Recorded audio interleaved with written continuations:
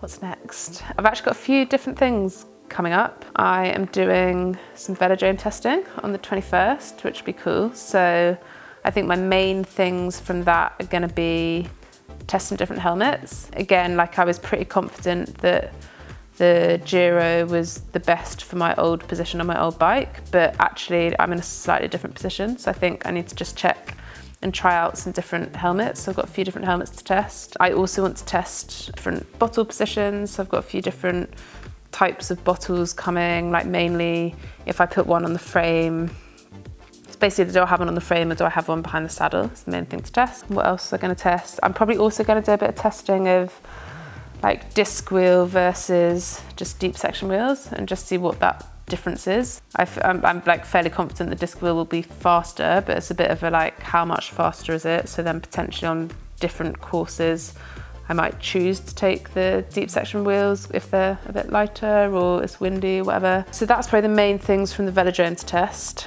And just it'll be quite a cool day. Like I've never actually done the testing at the velodrome. I've literally been to a velodrome once on a work day out to do some track cycling, and it was me and a load of the guys, so it's been a little bit of a different vibe. And actually it'll be with the guys from Argon, and Mark Beaumont will be there, so I get to meet him and hear about some of his adventures and maybe get some inspiration for some other gravel adventures. Yeah, I haven't decided yet. Most of the gravel stuff I was looking at clashes with all the other races I want to do, so I've got that on the 21st. Then pretty likely to be trying to fly out to Germany to do some practice with the other pacers for the Sub-8 project with Lucy. Not confirmed yet, but I think there was basically one date that we might be able to make it work. So hopefully we get a practice, otherwise probably not going to be able to practice before the big day. From there, I will look to fly straight out to America and get ready for Oceanside on the 2nd of April. Yeah, first race Oceanside. Yeah, it made sense with the timing of being able to fly out to America, then stay in America before St. George.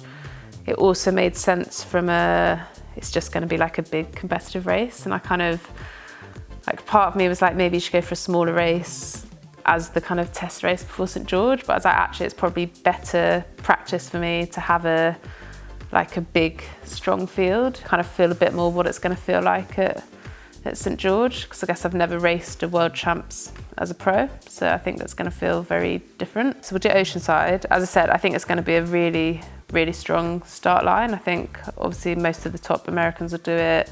Probably be a lot of people who are doing something similar before St. George, and obviously some of the 70.3 specialists will be there too. The main aim for that will be just go race hard, kind of have a bit of fun. It looks like a pretty cool course. Do Oceanside, then drive over to Flagstaff and have basically 4 weeks in Flagstaff doing some altitude training, which yeah, again, I've heard really good things. It's probably going to be quite cold, but I think for me, the benefits of altitude outweighs that. Probably do a bit of heat training alongside it, kind of in the house. 4 weeks in Flagstaff, then drive over to St. George about 10 days before and basically get ready for the big race. So I think the focus is basically just building on the base I've got from camp, trying to keep everything going, obviously. Yeah, I mean, I don't really tend to do specific sort of swim, bike or run in isolation. Like it'll always be alongside. I don't know, I've obviously gone through some quite big swim blocks before, but this close to a race, we've got what, like 9.5 weeks. It's kind of everything. And so there's like some key Ironman sessions of doing like long bikes with intervals with runs off it, and not so long bikes into long tempo runs, and yeah, a little bit of some of the longer, more specific stuff. It's generally just keep building on that base, keep all the little things like mobility and strength work going to kind of keep injuries away. Nothing too exciting. I've actually not thought that much about St. George. At the moment it's been just kind of get through week by week. I do actually need to think about it a bit more in terms of what gearing do I want, what's the general bike setup, actually looking at the course in more detail. And again, like thinking probably about trainer choice as well. I think there's like a section of the run that's on kind of trails. So yeah, I need to look at that a little bit more. At the moment, I haven't really thought about it, but I guess generally just excited to get a proper World Champs.